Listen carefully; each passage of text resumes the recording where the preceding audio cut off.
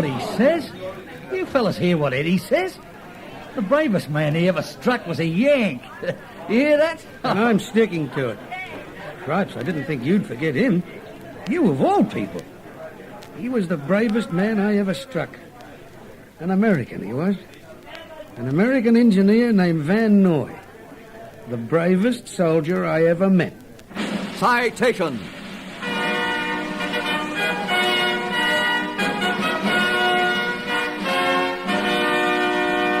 Presenting authentic stories of heroism and gallantry taken from the histories of war.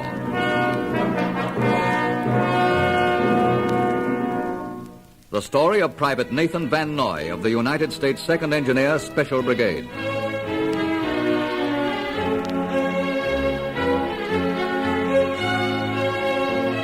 It was on Scarlet Beach in October 1943. Scarlet Beach near Finchhaven in New Guinea. We'd just beaten the Japs to a landing and there was plenty of trouble brewing. A real stinker coming up.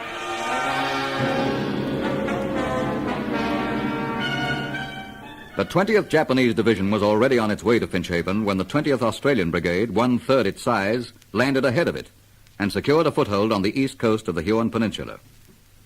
Bold planning, determined fighting, skillful generalship, and luck had combined to give the Australians at Finchhaven a good chance of weathering the storm which they now knew was gathering at Saddleburg. The Japanese General Adachi ordered the Japanese forces on land, sea, and air to retake Scarlet Beach.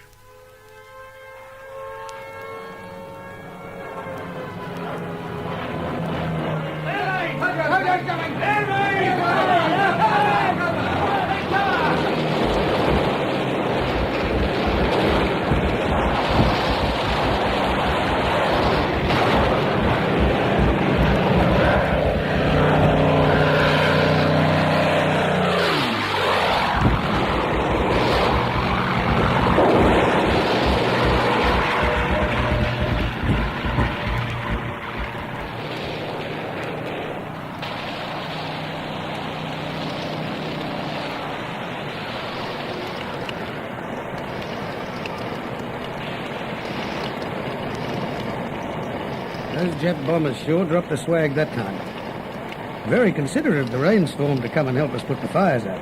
Fires? And no signs of those Jap signal fires up on the hills yet? Nothing. Pitch black up there. Anyway, you wouldn't see them in this rain. That air raid was signaled enough anyway. Clear enough signal for me. I thought that Jap operational order that the fellas found up there in the hills might have been a plant. Could have been. But you know the Japs. Their officers seem to carry top-secret documents with them when they go into the front line. That's true. And if the operational order was carried out, well, we can expect air attacks. And attacks from those Japs up in the hills. But the one thing that's got me worried is the assault Tojo's going to put in from the sea. Look here, mate, you don't have to worry. They pay General Wootton to do the worrying in this area. All you've got to do is fight. And you can get back to your position. I can hear Tojo coming back again.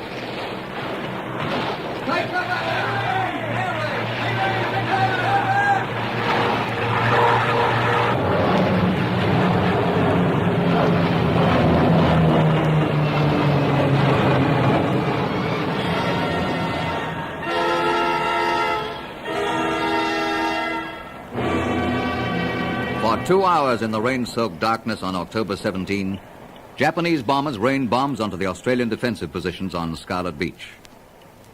Then, from a coast-watching station along the coast, came the report that Japanese barges loaded with troops were heading towards the important Allied beachhead. In the darkness, the alerted Australians crouched over their weapons, straining their ears. You hear that, Eddie? I can hear something. Shh. It's okay. It's one of our spotter aircraft. I can tell the sound. I thought for a moment it might be those Jap barges they reckon are headed for us. Relax, Reg. The Japs won't surprise us.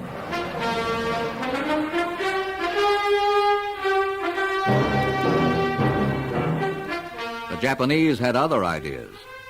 They planned to surprise the Australians, so for 20 days a special attack force trained for the assault.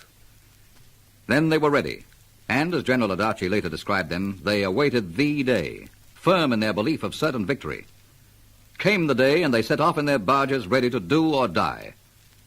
Many of them died earlier than they anticipated when the fleet of barges was mauled by a force of Allied torpedo boats that intercepted and sank 3 of the craft. But the surviving boats with muffled motors pressed on through the darkness towards Scarlet Beach.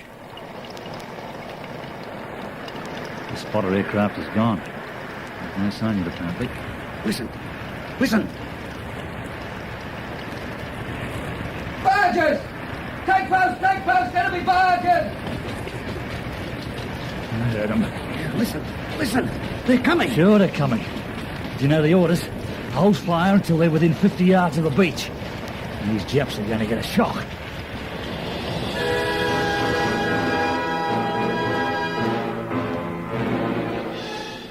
So the defenders on Scarlet Beach prepared to meet the enemy. There were 2 companies of the 2nd 28th Battalion dug in along the beach. They set up 2-pounder anti-tank guns and sighted machine guns with fields of fire over the sea. A Bofors gun of the 10th Light Anti-Aircraft Battery was lowered for horizontal fire. Among the Australians was a small detachment of United States engineers who had been setting up beach installations. When the alarm sounded, the Americans manned 2 37mm guns and 2 Browning .50 caliber machine guns. One of the American engineers crouched behind the sights of a Browning machine gun was Private Nathan Van Noy, Jr.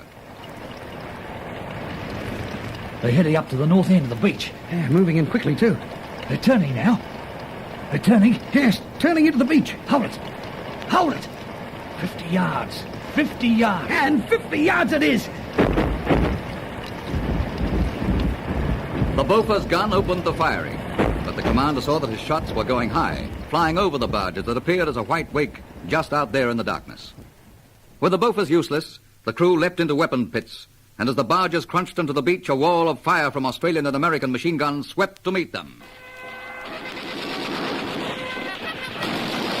Listen, the Japanese bugler standing up in the middle of this firing. Yeah, I can see him. See him jumping to shore? A couple of Japs with flamethrowers with him. See him? Up along the flank there. I see him now. Jumping ashore from that 3rd barge. Now, that's where the Yank engineers have a couple of machine guns planted. That's right. Got a Browning camouflage just about there. Never mind about the Yanks. Look at this bunch heading for us.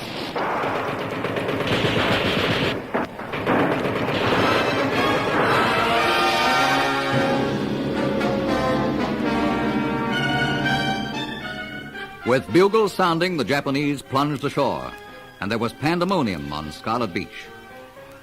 Every defender was occupied, and behind his camouflage Browning machine gun, Private Van Noy lay coolly waiting with his loader, United States Corporal Stephen Poper, waiting to feed the ammunition.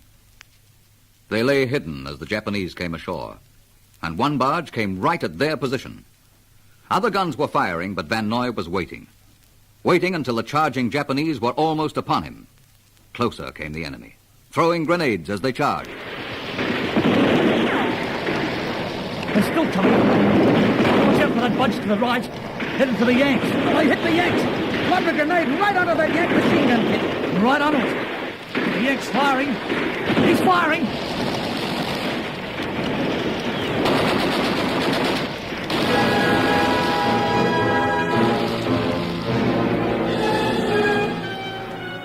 That Japanese grenade had landed in Van Noy's gun emplacement, shattering one of Van Noy's legs so that it hung useless. His companion Poper was wounded by the same explosion, but the 2 men stayed behind their machine gun, and Van Noy pressed the trigger, sweeping across the enemy and cutting them down as they charged. He just pinned them down on the beach. And now it's our turn with the grenades. Give it on! Top this, young Harry!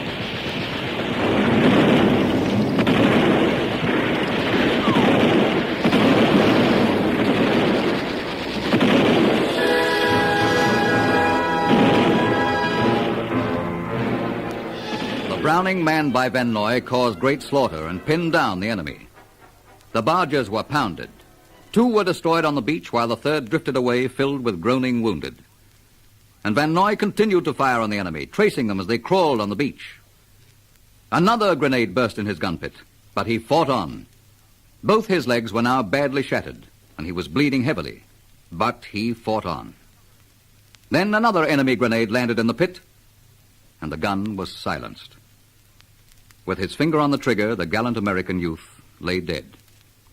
His companion, Stephen Poper, also badly wounded, managed to grab a rifle and fire a bullet into the head of a charging Japanese coming at him with a bayonet.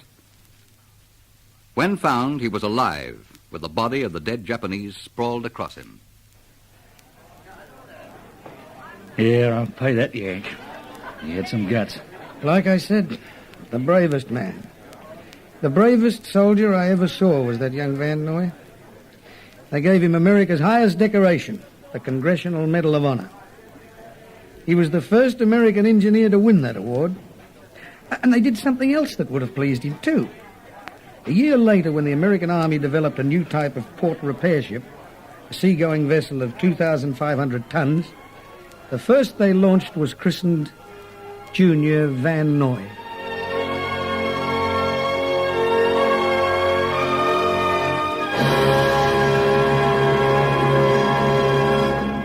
Citation. These stories are authentic. The program was produced by Donald Crosby at AWA for Army Public Relations.